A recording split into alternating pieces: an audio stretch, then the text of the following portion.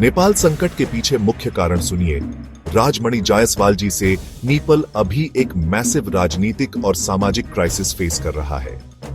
3 सितंबर 2025 को सरकार ने अचानक 26 major social media platforms ban कर दिए, जिनमें व्हाट्सएप, फेसबुक, इंस्टाग्राम, यूट्यूब और ट्विटर भी शामिल थे। ऑफिशियल रीजन था टैक्स इवेजन और रजिस्ट्रेशन इश्यूज, लेकिन आम जनता और खासकर जेन जी ने इसे फ्रीडम ऑफ एक्सप्रेशन पर सीधा अटैक माना। यही स्पार्क बना और काठमांडू से लेकर अन्य शहरों तक प्रोटेस्ट्स फूट पड़े। लेकिन सच ये है कि सोशल मीडिया बैन सिर्फ ट्रिगर पॉइंट था। असली क्राइसिस की जड़ें कई सालों से गहराई में पड़ी हैं। भ्रष्टाचार और नेपोटिज्म। नेपाल की पॉलिटिक्स पर हमेशा से करप्शन के आरोप लगे हैं। यूथ लगातार नेपो किड्स यानी अमीर नेताओं के प्रिविलेज्ड बच्चों पर भड़के हुए हैं। ये लोग सत्ता और लग्जरी एंजॉय कर रहे हैं, जबकि आम जनता महंगाई और गरीबी से जूझ रही है। प्रोटेस्टर्स का कहना है डेमोक्रेसी को रूलिंग एलीट्स ने हाईजैक कर लिया है। Economic inequality and unemployment, youth unemployment Nepal में सबसे बड़ी प्रॉब्लम है। अपॉर्चुनिटीज बहुत कम है और रिच पुअर गैप लगातार बढ़ता जा रहा है। पैंडेमिक के बाद इकोनॉमिक स्लोडाउन ने हालात और बिगाड़ दिए।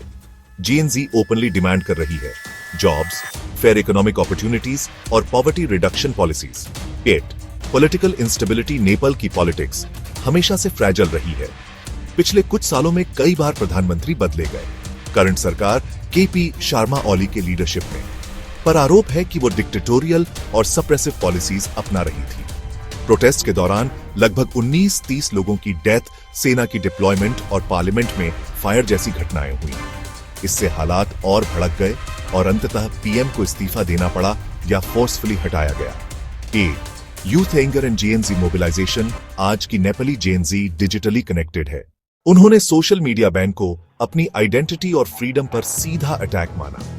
यही रीजन है कि डाउन विथ हिज गवर्नमेंट जैसे स्लोगन्स पूरे देश में वायरल हुए।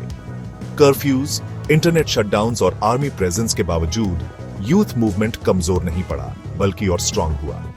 Deep distrust in governance. सरकार ने बाद में बीएन विथड्रॉ कर लिया, लेकिन अब इश्यू सिर्फ सोशल मीडिया का नहीं है। प्रोटेस्टर्स डिमांड कर रहे हैं करप्ट मिनिस्टर्स का collective resignation, transparent governance, systemic reforms. ये क्राइसिस सिर्फ सरकार के खिलाफ नहीं, बल्कि पूरे सिस्टम के अगेंस्ट एक यूथ लेड रिबेलियन बन चुका है। बिगर पिक्चर नेपाल का ये क्राइसिस दिखाता है कि साउथ एशिया की पॉलिटिक्स में यूथ पावर कितनी डिसाइसिव हो सकती है। सोशल मीडिया सिर्फ एक टूल है। असली गुस्सा डेकेड्स से बिल्ड हो रहे करप्शन, इनइक्वालिटी और मिसगवर्नेंस के अगेंस्ट है। ये सिर्फ एक प्रोटेस्ट नहीं, बल्कि एक जनरेशन की फ्रस्ट्रेशन और होप फॉर चेंज का एक्सप्लोजन है। समरी में थैंक यू। सब्सक्राइब कीजिए चैनल को।